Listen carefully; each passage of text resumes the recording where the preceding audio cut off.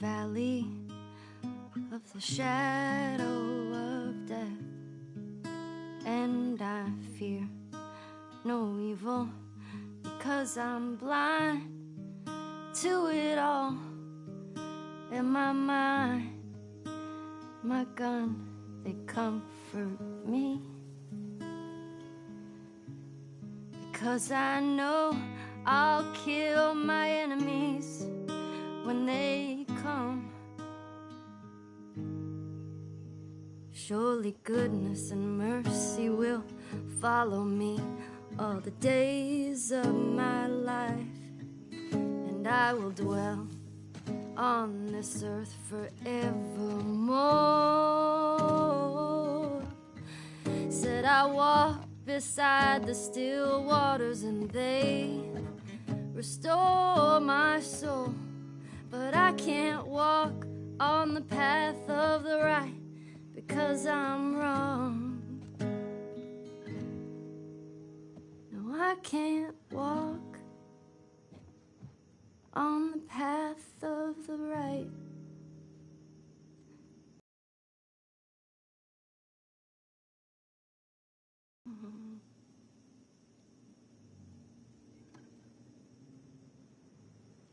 What are you doing, kiddo?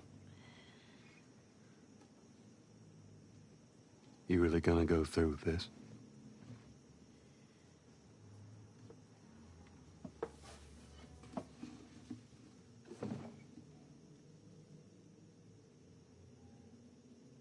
I'm gonna find, and I'm gonna kill every last one of them.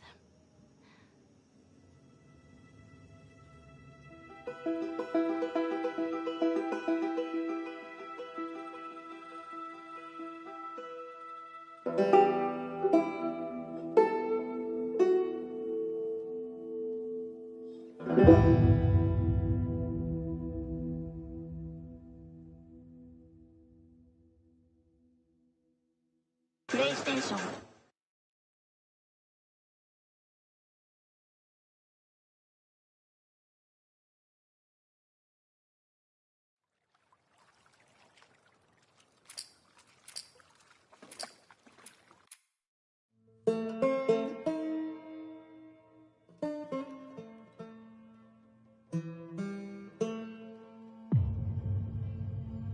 This is the longest, most ambitious game in the studio's history.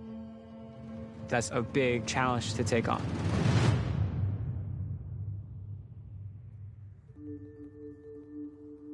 The Last of Us was this beloved game that won all these awards.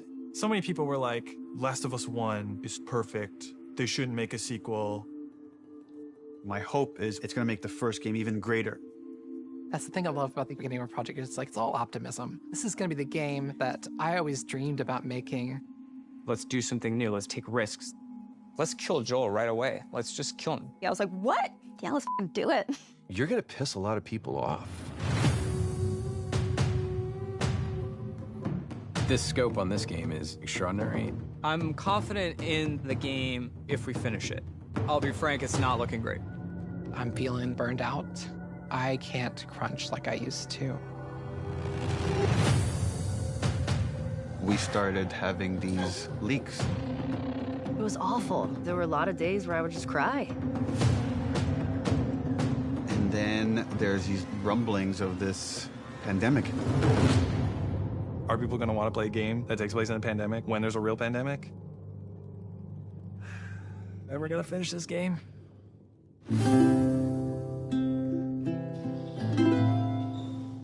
It's a marathon, it's not a sprint. Keep the faith. When we come together, when we do this thing that people outside the studio talk about, like this Naughty Dog magic, this is what it looks like.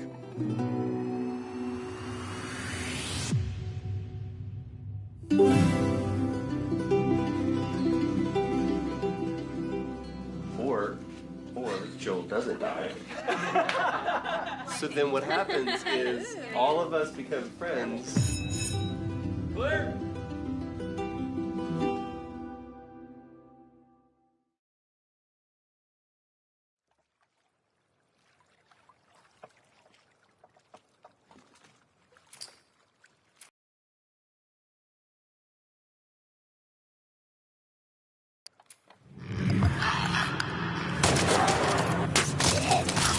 Please stop.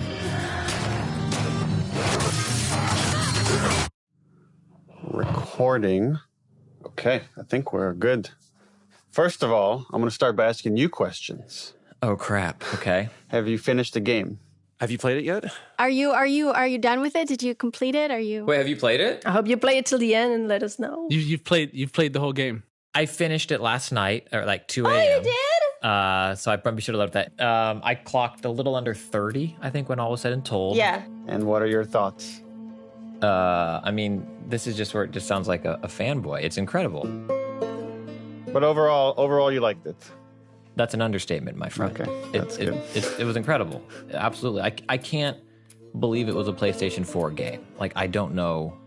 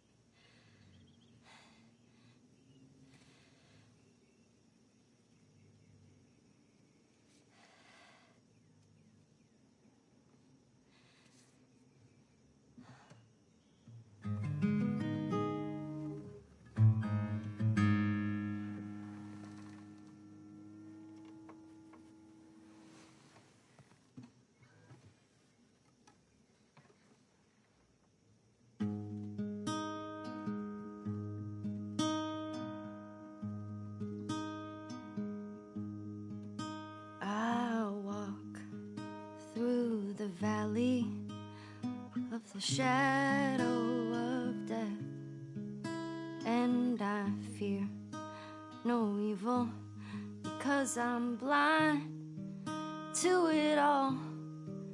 In my mind, my gun, they comfort me,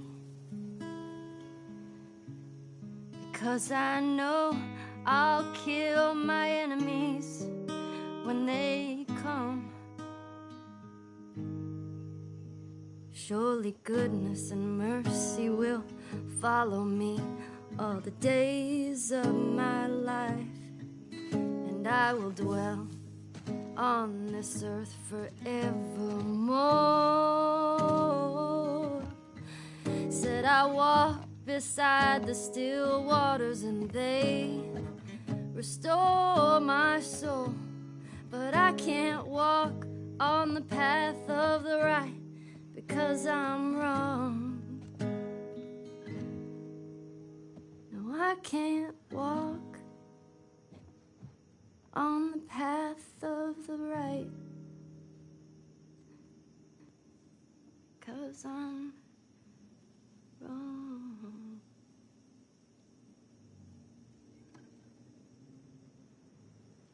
What are you doing, kiddo? You really gonna go through with this?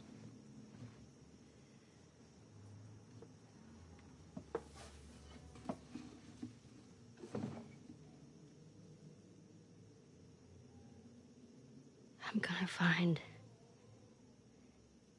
and I'm gonna kill every last one of them.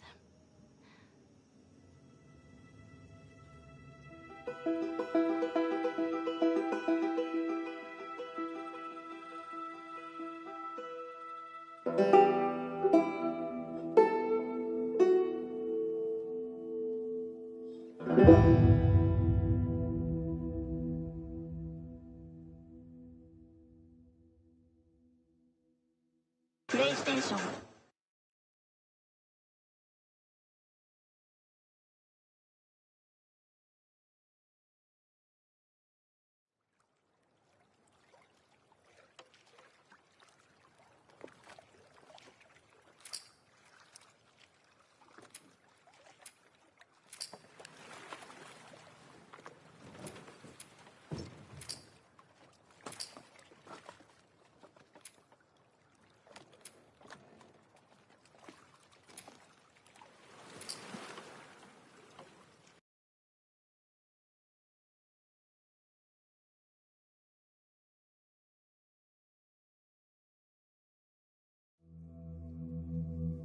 You're about to play an unfinished level from The Last of Us Part 2.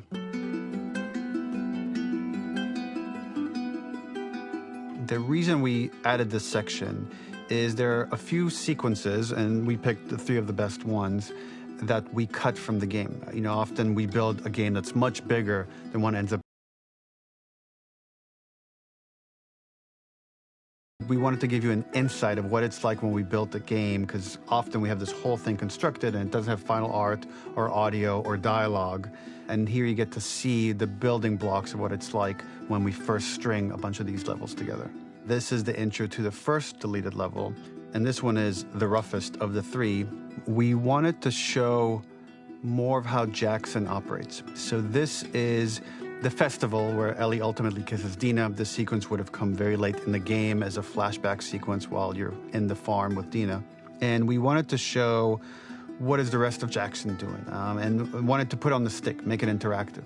So you could see when you're outside, there are all these almost like carnival games that you can play.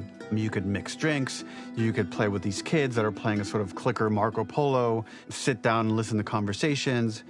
And all the different interactions were first or second pass, very, very early passes. The building blocks are there, but nothing is final. And ultimately, while we were very excited by this sequence, it's pretty fun and lighthearted.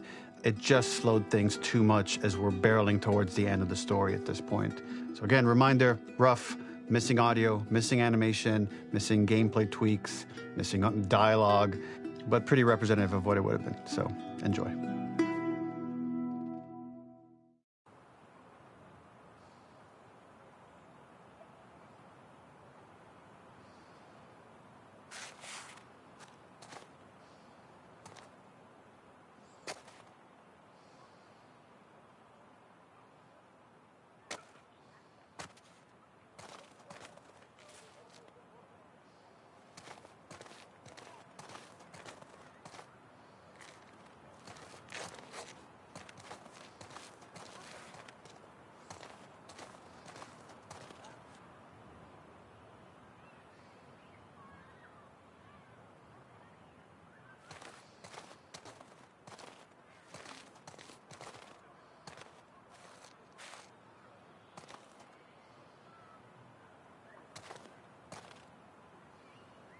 Originally, this level was going to transition us to farm. We would go all the way through to the dance, where Ellie and Dina share their first kiss. Then we would play through farm, and when Ellie plays the guitar at night, she would remember the Seth incident. So, the opening for this was a little tricky. We needed it to match at least a little what you might expect emotionally coming from prior beats, because we were already purposefully disorienting you in time and space. Remember, you just came from this huge fight. To jump straight into it would have been a little too jarring. After some back and forth, we rooted it in Ellie's nerves, calling back to her hands shaking in the theater. But this time, for a much more innocuous reason we'll find out later. She's nervous because she has a crush on Dina, who is the only reason why she's here at the dance.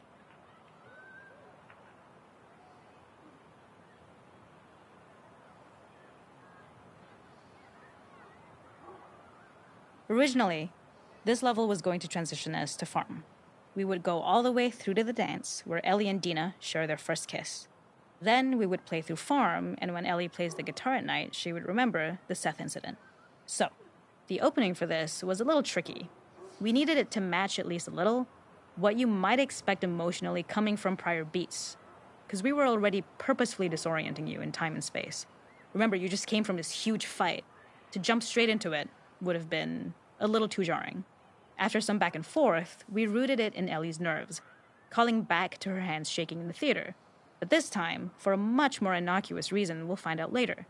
She's nervous because she has a crush on Dina, who is the only reason why she's here at the dance.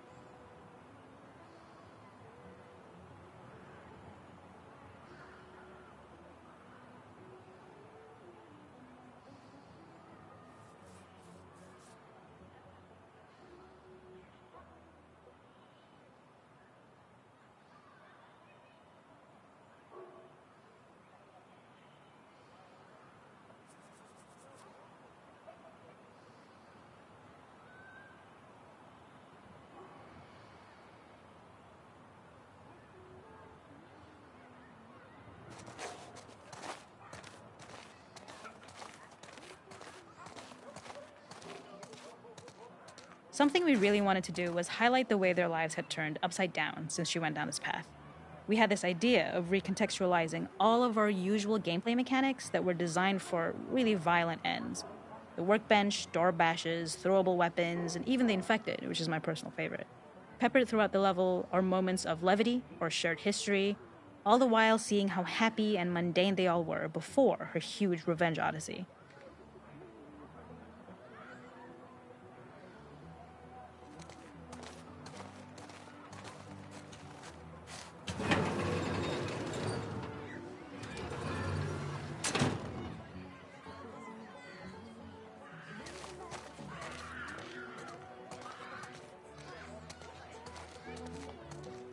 It is not a festival without one of these throwing games. This one, of course, uses our throwable system where you're often chucking explosive things or stunning things, but for a more wholesome purpose, although some people take this game really seriously. A fun aspect of this is if you did well, you could win a toy here. Ellie would place it in her pocket. If you had done this, you'd find the toy with JJ, the baby, later back at the farm. When we cut this, the toy made it through anyway because it was so cute. It is the same one you see on the tractor at the farm. Ollie the elephant.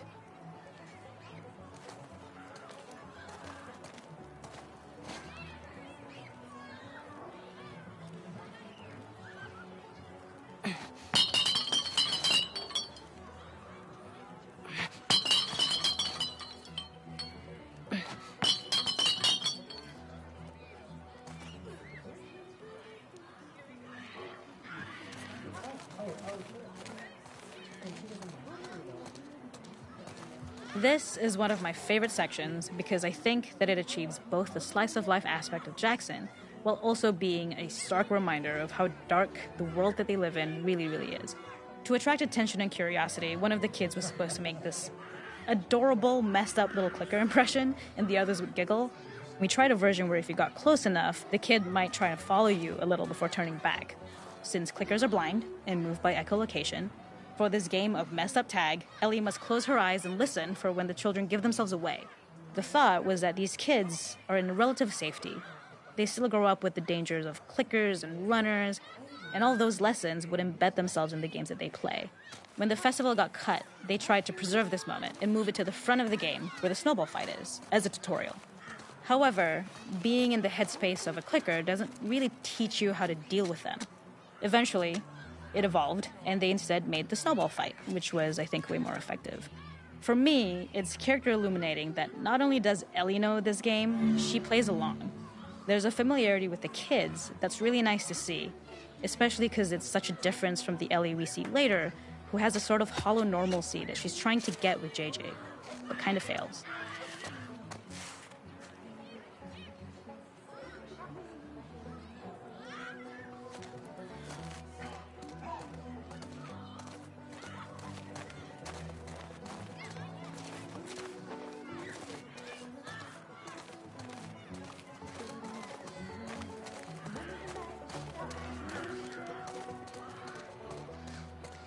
There's a hidden spot at the back that was just a bit of fun. It was highlighting Jackson's normalcy with something we would find in a real world. In the back, you would find teenagers finding some alone time with each other in a dark corner of a party. It was rewarding the player for peeking into a hidden corner, but ultimately redirecting them back to the festival. We also had versions of them smoking weed here, despite Maria's consternation, probably having gotten it from Eugene.